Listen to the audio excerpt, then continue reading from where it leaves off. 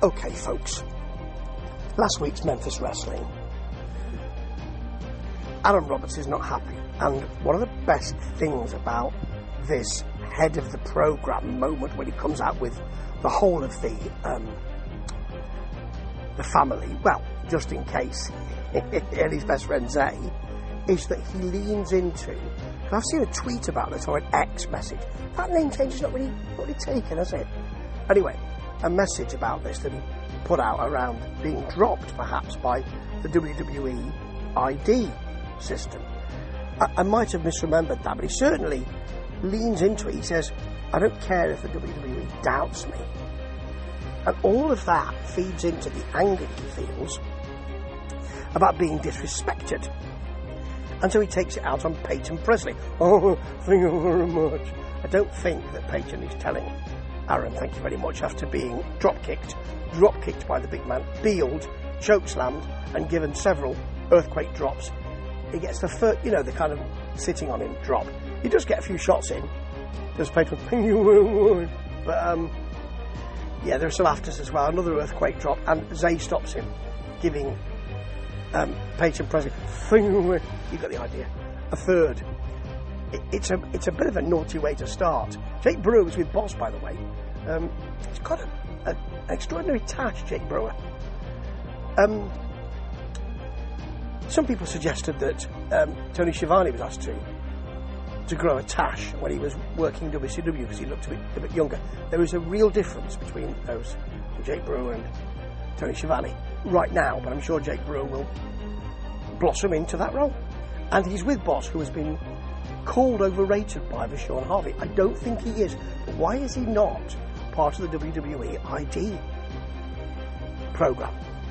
He's been mentioned several times by Dustin Starr, and quite rightly too. It's weird, isn't it, why they haven't picked him up. He reckons he's the new king of Memphis. Thank you very much. It's all over the place this week, isn't it, in Memphis Wrestling? Then the first match proper, really, is Marco Harris versus Chris Lex. They're both baby faces, and they both don't half have a go.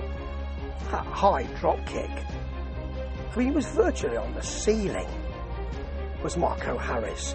The headlock is work. There's a Lex basement drop kick. A cheeky Nando's kick. Yes, thank you, Mr. Ospreay, from Marco Harris. But when he tries for the springboard cutter, Chris Lex grabs him and hits a spine buster.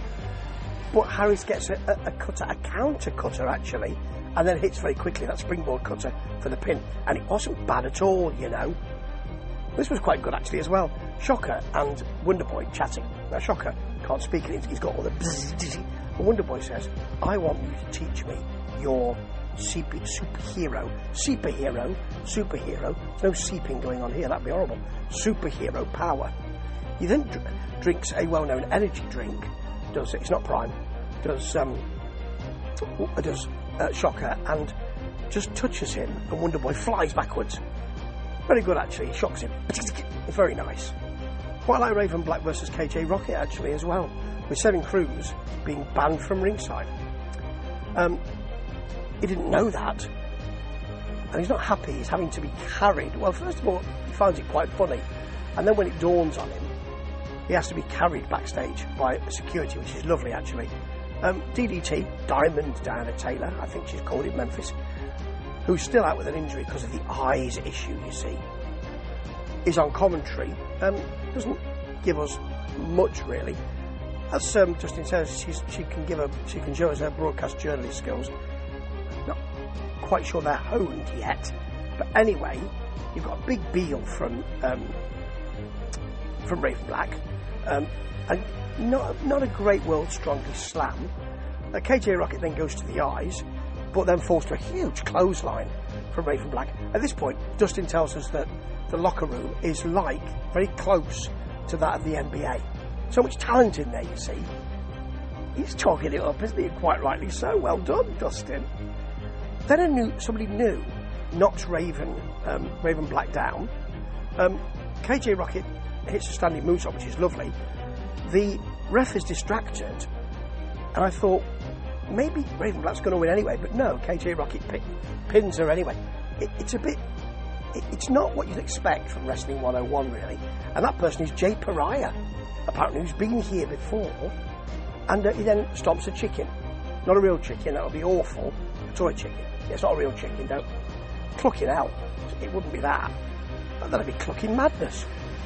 But, no, it's, and the ring would have to be cleared, the mat would have to be cleaned and everything.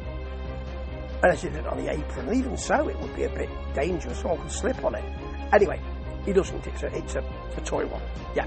So, we now get Dyer County Fair footage, which is, it's a piece showing how exciting it was. It's great, actually. We're at the merch table with the fans. Buff is signing, looked over by John Dalton in a kind of I'm here to protect you, a protective way. It's really nice, actually. We've got a bit more of this Wolfen thing. There's Forest, there's Chaos. I don't know where it's going, this. I just get the feeling that it's lost its way a bit. Maybe next week will be a bit different, or on this week, it's on tomorrow, isn't it? A new one. And we do see something from the Dyer County Fair, which is great.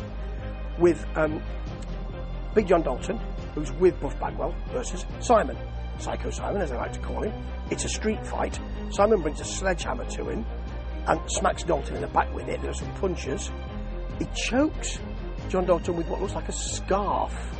So really, you're not really going to be able to choke him because the scarf will stretch. So you're not going to be able to get much torque on it, Simon. I mean, I'm only giving you advice, really. Then there are some sledgehammer shots from John Dalton. There's an edit which shows them on the stage, which is quite away from the ring, actually, with Buff Bagwell being trash talked by Simon, but he smacks him with a cane. And then there's after a trash can shot, John Dalton, and it shows that Buff is still the stuff. And all of that, you know. Anyway, here's Oso.